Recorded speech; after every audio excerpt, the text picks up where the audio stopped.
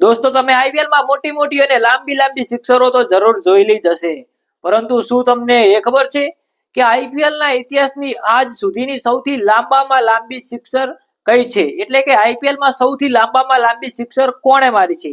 જો તમને ખબર હોય તો કોમેન્ટ કરો અને ના ખબર હોય તો કોઈ બાત નહીં, થારા ભાઈ અર્જુન આપકો બતાએગા। દોસ્તો આજે હું તમને ટોપ 5 એટલે કે 5 એવી સિક્સરો બતાવીશ જે આઈપીએલ ના ઇતિહાસની આજ સુધીની સૌથી લાંબામાં લાંબી સિક્સરો છે। તો ગાઈસ ટોપ 5 આઈપીએલ ના ઇતિહાસની આજ સુધીની સૌથી લાંબામાં લાંબી સિક્સરોની લિસ્ટમાં નંબર 5 ઉપર આવે છે ક્રિસ ગેલની સિક્સર। કોની સિક્સર આવે છે નંબર 5 ઉપર? ક્રિસ ગેલની સિક્સર। જો દોસ્તો તમે ક્રિસ ગેલને ઓળખતા હશો તો તમને સારી રીતે ખબર હશે કે આ ગેલ નામનો ખેલાડી કેટલો ખતરનાક અને ભયંકર બેટ્સમેન હતો। જો તે એકવાર ચાલી ગયો તો સ્ટેડિયમમાં સિક્સરોનો વરસાદ થતો। દોસ્તો 2013 ની આઈપીએલ માં પુણે વોરિયર્સ સામે ક્રિસ ગેલે 119 મીટર લાંબી સિક્સર મારી હતી। કેટલી લાંબી સિક્સર મારી હતી? 119 મીટર લાંબી સિક્સર। અને જે બોલર બોલિંગ નાખતો હતો એ બોલરનું નામ હતું અશોક ડિંડા। શું નામ હતું? અશોક ડિંડા। તો હવે આપણે જાણીએ ચોથા નંબરની આઈપીએલ ની સૌથી લાંબામાં લાંબી સિક્સર વિશે। તો નંબર 4 ઉપર આવે છે રોબિન ઉથપ્પાની સિક્સર। કોની સિક્સર આવે છે નંબર 4 ઉપર? રોબિન ઉથપ્પાની।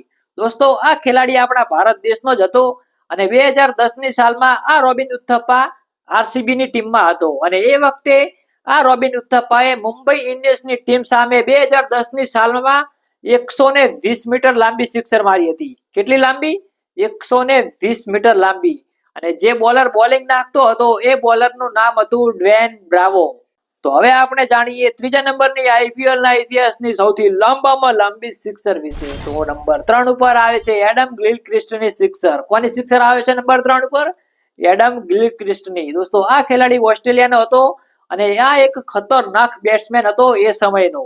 અને દોસ્તો 2011 ની સાલમાં આ ખેલાડી પંજાબની ટીમમાં હતો અને એ વખતે આ એડમ ગિલક્રિસ્ટે આરસીબી ની ટીમ સામે 122 મીટર લાંબી સિક્સર મારી હતી। કેટલી લાંબી સિક્સર મારી હતી? 122 મીટર લાંબી સિક્સર મારી હતી। અને જે બોલર બોલિંગ નાખતો હતો એ બોલરનું નામ હતું ચાર્લેંગવેલ્ડ। શું નામ હતું? ચાર્લેંગવેલ્ડ। અને આની બોલિંગ પર આને 122 મીટર લાંબી સિક્સર મારી હતી। તો હવે આપણે જાણીએ બીજા નંબરની આઈપીએલ ના ઇતિહાસની સૌથી લાંબામાં લાંબી સિક્સર વિશે। તો નંબર 2 ઉપર આવે છે પ્રવીણ કુમારની સિક્સર। કોની સિક્સર આવે છે નંબર 2 ઉપર? પ્રવીણ કુમારની સિક્સર। દોસ્તો આ ખેલાડી આપણા ભારત દેશના જ હતા અને આ ખેલાડી એક બોલર હતા, બેટ્સમેન નતા, છતાં આ પ્રવીણ કુમારના નામે આઈપીએલ ના ઇતિહાસની બીજા નંબરની સૌથી લાંબી સિક્સરનો રેકોર્ડ છે। દોસ્તો 2008 ની સાલમાં આ પ્રવીણ કુમાર આરસીબી ની ટીમમાં હતા અને સામે હતી રાજસ્થાન રોયલની ટીમ અને એ મેચમાં આ પ્રવીણ કુમારે 124 મીટર લાંબી સિક્સર મારી હતી। કેટલી લાંબી? 124 મીટર લાંબી। અને જો તમે એ બોલરનું નામ સાંભળશો જે બોલિંગ નાખતો હતો તો તમને હસવું આવશે। દોસ્તો એ બોલરનું નામ હતું લસિથ મલિંગા। જે લોકો લસિથ મલિંગાને ઓળખતા હશે એમને ખબર હશે કે આ મલિંગા કેટલો ખતરનાક બોલર હતો અને આ મલિંગાની બોલિંગ ઉપર પ્રવીણ કુમારે 124 મીટર લાંબી સિક્સર મારી હતી। તો દોસ્તો હવે આપણે જાણીએ પહેલા નંબરની એટલે કે આઈપીએલ ના ઇતિહાસની આજ સુધીની સૌથી લાંબામાં લાંબી સિક્સર વિશે। હું તમને એ સિક્સર જણાવું, પરંતુ હજી તમે આ વિડીયોને લાઈક નથી કરી તો શું કરો છો યાર?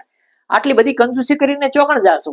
કારણ કે લાઈક કરવાનું તો હાવ કે બિલકુલ ફ્રી છે, એટલે ફટાફટ વિડીયોને લાઈક કરી નાખો અને પછી અમારી ચેનલને સબસ્ક્રાઇબ કરી નાખો આવા જ યુનિક અને નોલેજફુલ ટોપ 5 ના વિડીયો જોવા માટે। તો ગાઈસ ટોપ 5 આઈપીએલ ની સૌથી લાંબામાં લાંબી સિક્સરોની લિસ્ટમાં નંબર 1 ઉપર આવે છે એલબી મોર્કલની સિક્સર। કોની સિક્સર નંબર 1 ઉપર આવે છે? એલબી મોર્કલની સિક્સર।